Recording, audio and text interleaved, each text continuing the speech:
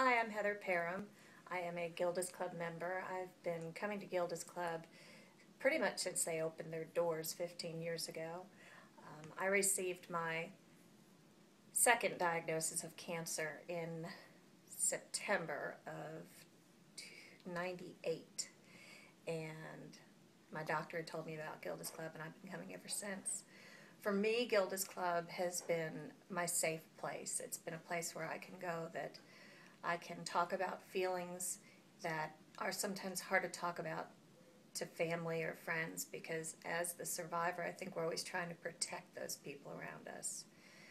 So this is where I can go when I feel the need to cry or yell or just be the real me and not have to feel like I have to protect everyone around me. Since I started coming here, I have recently been diagnosed with my sixth reoccurrence, and it seems like every time I leave the doctor's office, whether it's good news or bad news, before I call my mom or before I call my husband, I always call Felice here at Gilda's Club first. She's the first phone call I always make. And sometimes jokingly I say she has to talk me off the ledge before I go home. So it's a cancer support community, but it's so much more than that. It offers classes for parents with children. When I first got diagnosed, I was single, and now I'm married with a 6-year-old, and I'm dealing with emotions that I've never dealt with before. I'm trying to figure out how I'm supposed to explain this to my child.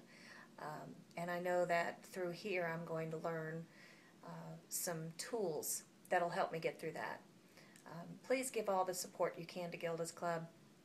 I did the marathon a couple of years back, and it was so much fun. It was the hardest thing I've ever done in my life, but I did it, I completed it, and I know how important it is to keep these big red doors open, and it's through things like the Country Music Marathon and Gilda's Gang that we can continue to support such a wonderful organization.